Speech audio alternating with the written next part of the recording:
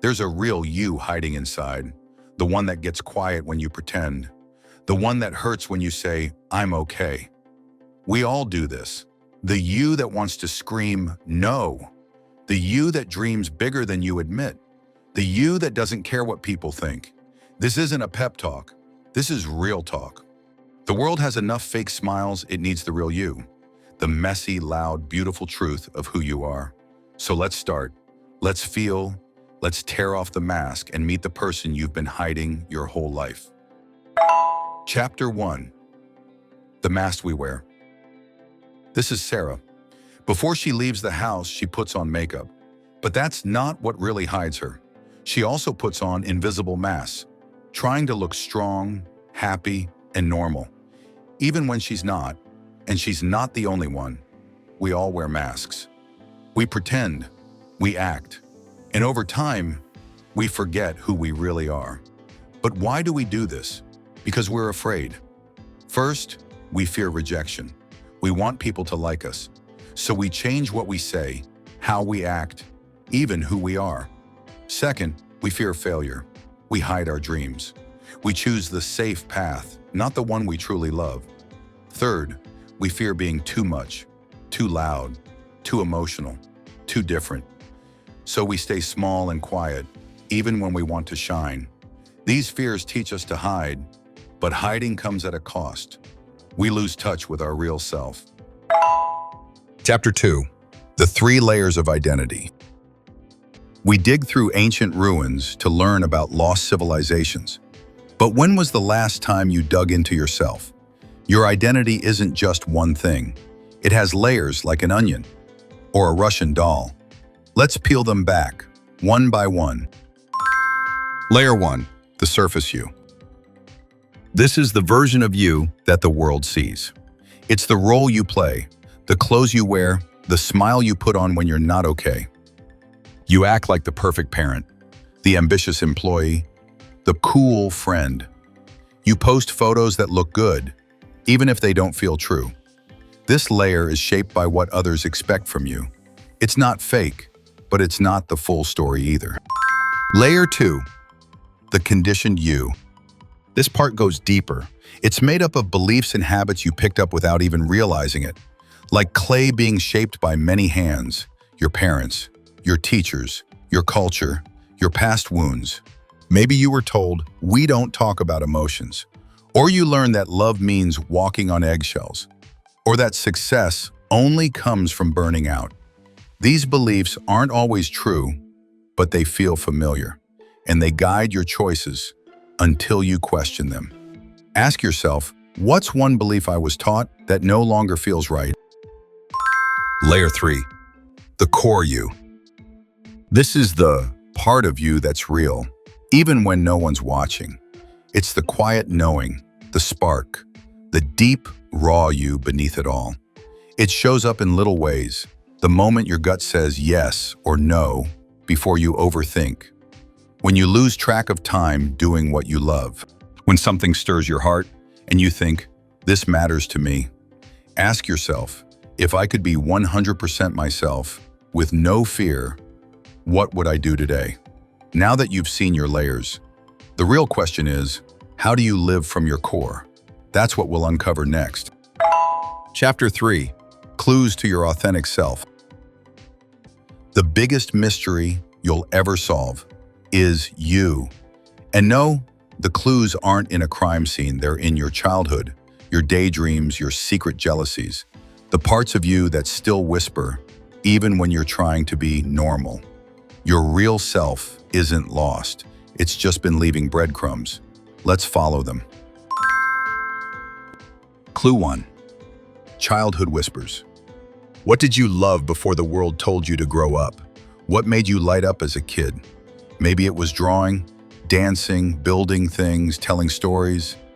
That wasn't random. That was you, in your purest form.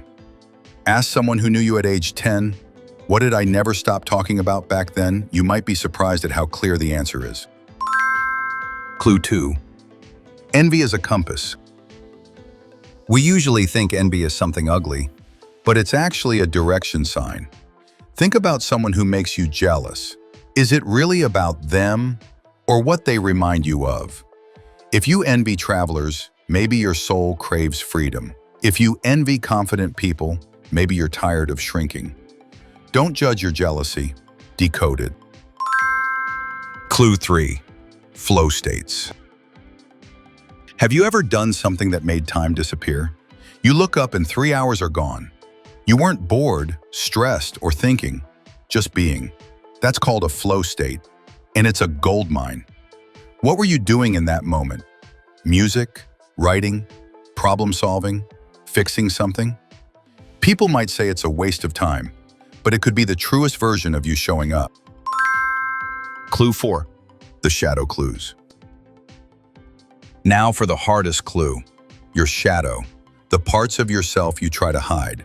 The traits you hate in others. The qualities you've been told are too much. Here's the truth. Sometimes the thing you call a flaw is actually your strength in disguise. Maybe your laziness is your body asking for rest. Maybe your neediness is your capacity for deep connection. Maybe your anger is a call for justice.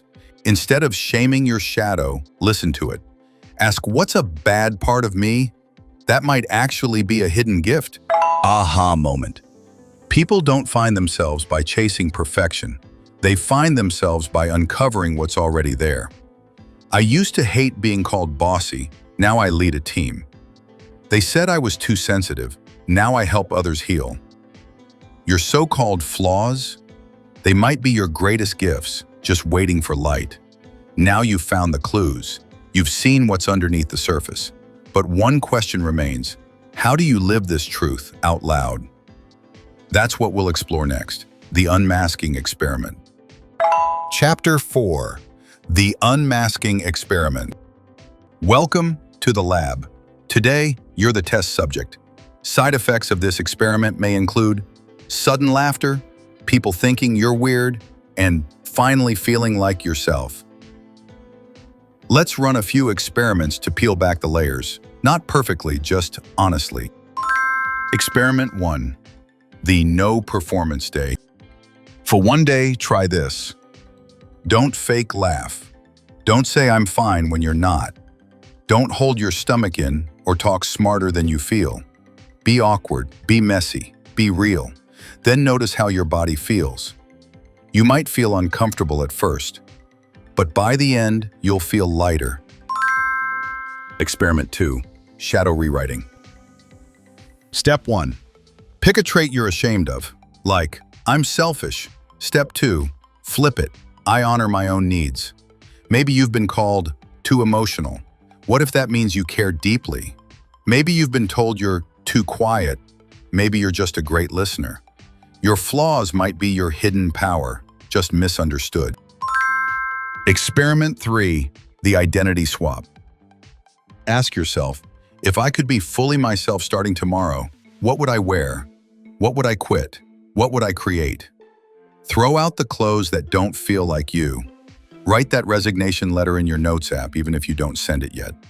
Start the thing you keep talking yourself out of. Even small steps can feel like freedom. Experiment 4. The fuck it hour.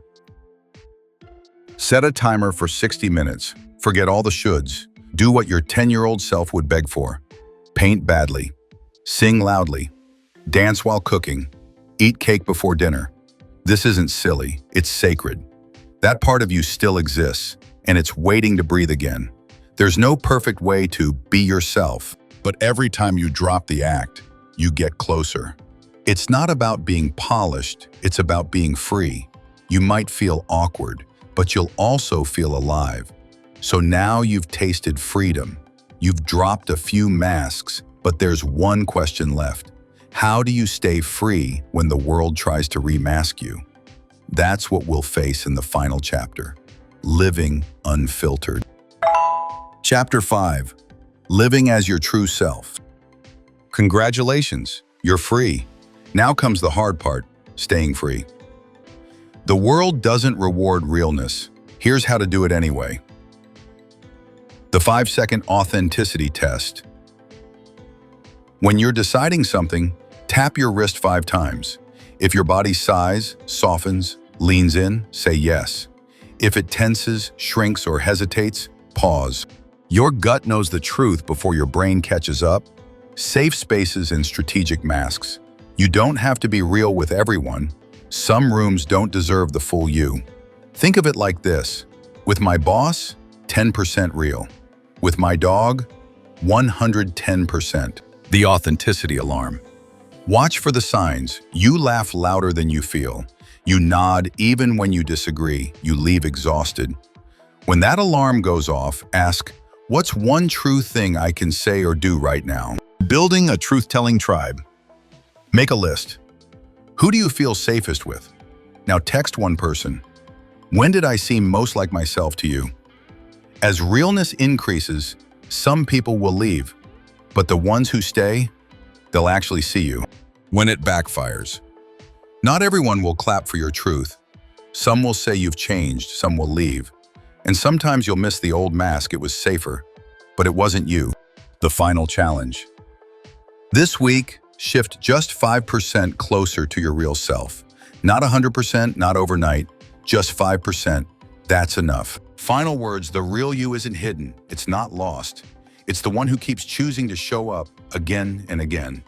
Conclusion, the real you is waiting, stronger, braver, and more powerful than you realize. Every choice you make to be authentic is a victory. So stand tall, speak your truth, and live boldly. This is your life. Own it.